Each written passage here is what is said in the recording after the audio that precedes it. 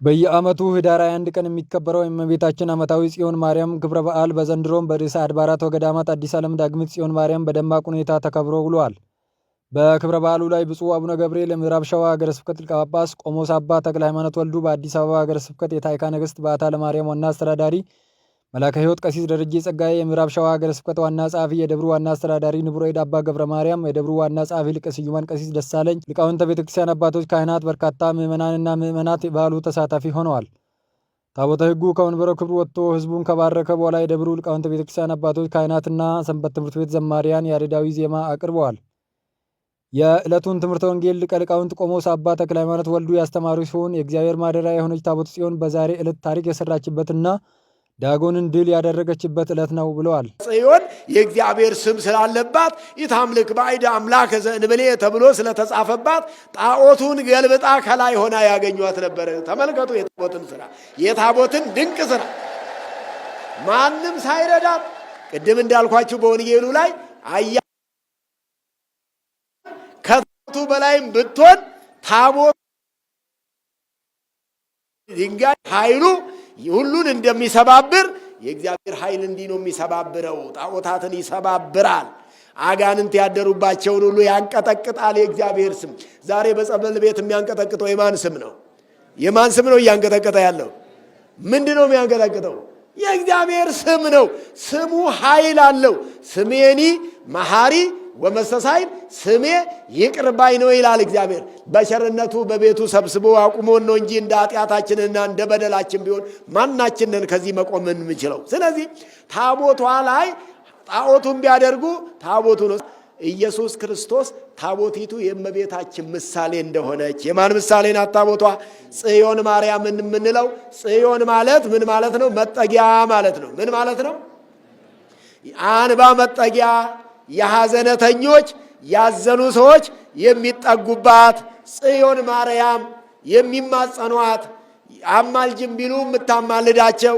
በዛሬው ዕለት እንደዚሁ ጽዮን የእመቤታችን ምሳሌ መሆኗን ታቦተ ጽዮን ወደ ኢትዮጵያ መግባቷን የደብሩ ዋና አስተዳዳሪ ንቡረ እድ አባ ገብረ ማርያም በበኩላቸው ዛሬ የደስታ ቀን ነው፣ የመጣነው እመቤታችንን ለማመስገን ነውና እንኳን አደረሳችሁ፣ እንኳን ደስ አላችሁ በማለት መልእክታቸውን አስተላልፈዋል። ዛሬ የደስታ ቀን ነው። ከዛሬ ውጭ ምንም ደስታ የለንም። የመጣነው እናታችንን ለማመስገን፣ ያንን ክፉ ሰይጣን ቀጥቅጣ የጣለችበትን ዕለት ለማሰብ፣ እግዚአብሔር በሷ ላይ የገለጸውን ኃይል ለመተረክ፣ እኛም ልንባረክ፣ በውስጣችን ያለውን እንዲያው ያስጨነቀን ነገር ቀጥቅጭልን ልንላት ነው። ትችላለች አትችልም? ኒዳ እንደሲሞ እንደንደሱ አቲኬኛ ራኮኬኛ ሰልጲሱ እንደንደሲሞ እንደንደሱ መያሃደ ከሰኒን እንጃለቱ ተወዷታላችሁ። ከአዲስ አበባ የመጣችሁ፣ ከጀሬ የመጣችሁ፣ ከወረዳ የመጣችሁ፣ ከገጠር የመጣችሁ፣ ከመላው ኢትዮጵያ የመጣችሁ፣ ከሐረር የመጣችሁ፣ ከአዳማ የመጣችሁ፣ ከሌላም ቦታ የመጣችሁ ይሄን በዓል ጥሪው ደርሷችሁ ሄደን ደጇን ተሳልመን ተባርከን እንምጣ ያላችሁ ተወዳላችሁ እመቤታችንን። ብፁዕ አቡነ ገብርኤል ለሕዝበ ክርስቲያኑ አባታዊ መልእክትና ቃለ ቡራኬ ያስተላለፉ ሲሆን በዛሬ ቀን የምናከብረው በዓል በታቦተ ጽዮን አማካኝነት የእግዚአብሔር ኃይል የተገለጠበት ነው። ዛሬም መሰበር ያለባቸው የጥላቻ፣ የዘረኝነት፣ የንቀት፣ የስድብ ጣዖታትን እግዚአብሔር ያስወግድልን በማለት አባታዊ መልእክታቸውን አስተላልፈዋል። አንዱ ዛሬ የሚታሰበው ስም እግዚአብሔር የተጻፈባት የእግዚአብሔር ቃል ኪዳኑ ታቦት ቅድም ሊቀ ሊቃውንት በሰፊው አስተምረውናል። ለመድገም አይደለም። ያንን ጣዖቱን አድቅቃ አመድና ትቢያ አድርጋ የእግዚአብሔር ኃይል የተገለጠበት ነው። የእግዚአብሔር አይሸነፍም እይት መዋለጸር ለጠላት የማይሸነፍ የማይበገር እግዚአብሔር ተዋጊ ነው፣ ስሙም እግዚአብሔር ነው ተብሎ የተጻፈለት ያቺ የቃል ኪዳን ታቦት ጣዖት ቤት እንኳ ብትገባ ጣዖት ሳትሆን ወደ ጣዖትነት ሳትቀየር ኃይሏን ገናናነቷን እግዚአብሔር የሰጣትን ታላቅ ኃይል ያሳየችበት ታላቅ ቀን ነው። ክብርና ምስጋና ለአምላካችን ይሁን። ዛሬም ከሀገራችን ከምድራችን መሰበር ያለበት ጣዖት አለ። የጥላቻ ጣዖት፣ የስድብና የእርግማን ጣዖት፣ የንቀት ጣዖት፣ አንዱ ከፍ ሌላውን ዝቅ የማድረግ ጣዖት። እነዚህ ጣዖቶች ከሀገራችን ከኢትዮጵያ ሊሰበሩ ይገባቸዋልና እግዚአብሔር ይስበርልን። እነዚህ የጠቀስናቸው ጣዖቶች ለሁላችንም የማይበጁ የማይጠቅሙ ናቸው። በተጨማሪም ብፁዕነታቸው ታቦተ ጽዮን ወደ ሀገራችን ኢትዮጵያ የገባችበት ዕለት ነውና እንኳን ደስ አላችሁ ብለዋል።